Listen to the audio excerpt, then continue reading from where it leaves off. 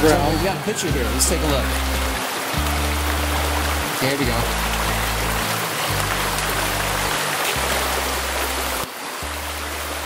So say that. Tell me what you're thinking. Well, other researchers have measured these stumps in the foreground very accurately. René de Hinden, among others. I would be surprised to see them still here, but we only have a couple candidates, and doesn't necessarily explain the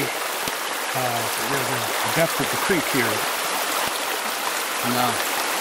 Let's see, this was about 72. Now that picture you have, tell me about it.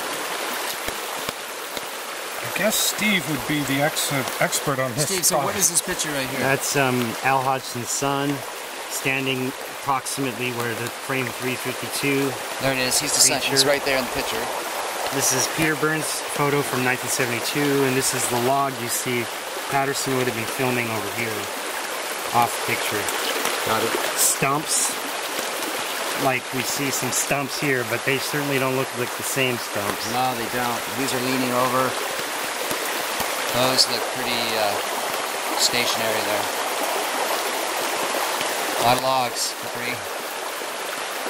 We got big trees, 1, 2, 3, big trees. That is 1, 2, maybe another large one there. 3, 4 smaller ones in the foreground. But see, look, big tree right there. And maybe a second big tree right there. Could those, I mean, they're too close together, aren't they? Well, it depends on the angle of the shot. It does. And we are much closer Right. than this photo was taken at.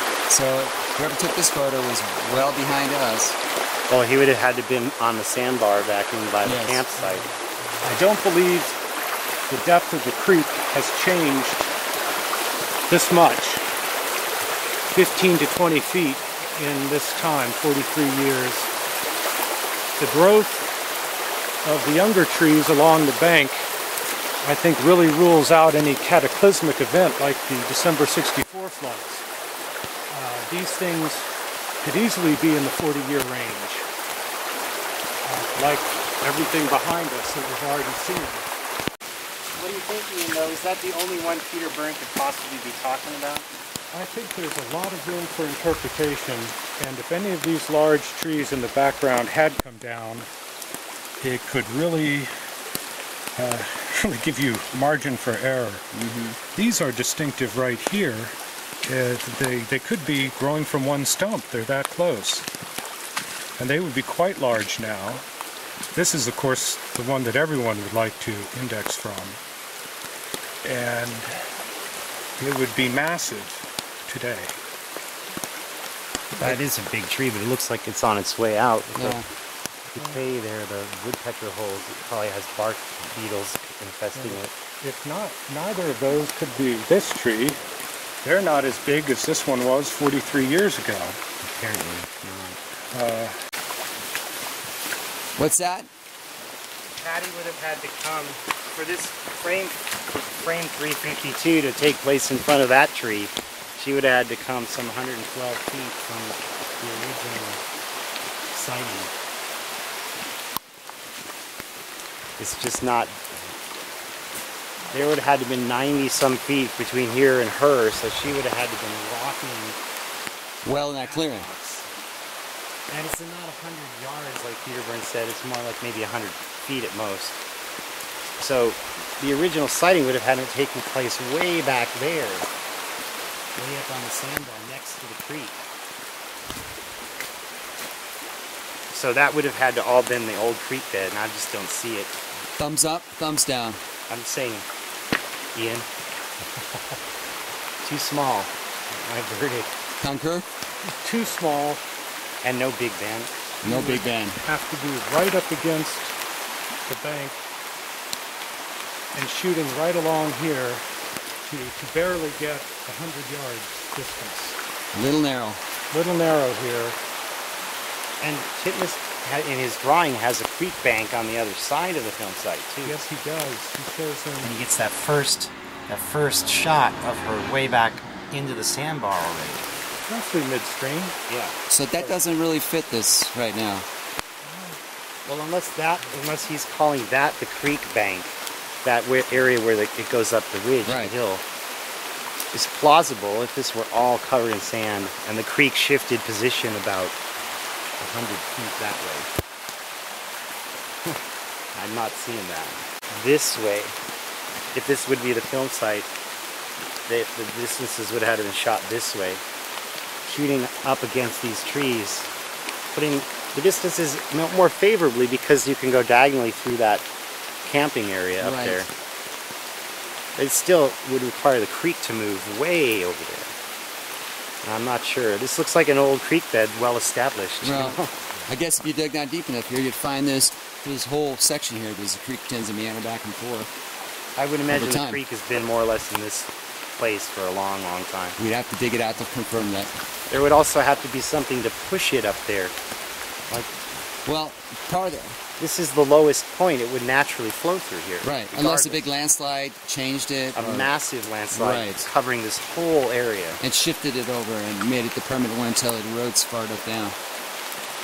Well, ready to take a look at the other side? Let's go upstream. Upstream we go.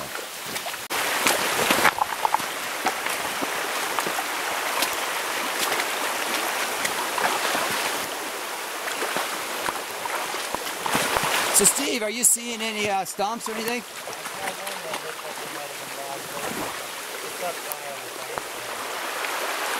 So this is kind of steep for to not fit in the pictures of shots, huh? Well, there would be no room for a sandbar yet. But up in there you can see the big trees at the bottom of the gulch where there is a sandbar and it's wide. Let's go have a look. I believe those are the trees that Murphy looked at.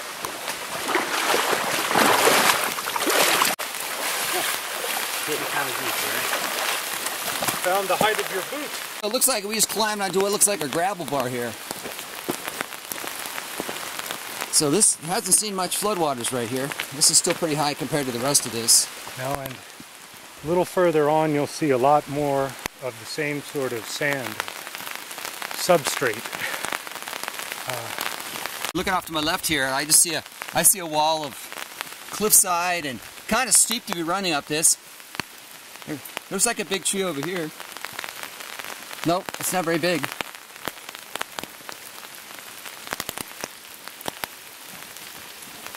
Nothing compared to the photos. But if that is the old road, Patterson and Gimlin would have been riding up on the road past these alders and such. Right. Back past there you can see kind of an opening area. That's where that road cut is that we found. Probably document that on the way back. Okay. But we can't assume they were naturally on the road the whole time. Right, they have four-wheel drive. They're on horses. Four hoofs moving at once. Drive, yeah. Yeah, I think right up there is where Christopher Murphy's got the site located. Okay, let's go. This is your Bluff Creek sand. Remind me to bag some of that up on the way Let's home. make a patty print. You can see how malleable and clingy that there's a high clay content in there. That print could very well stay there for a long time. It's rather fine. Tends to adhere to itself pretty well.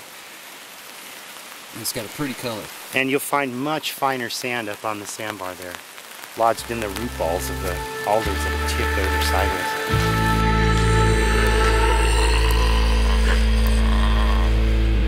Bigfoot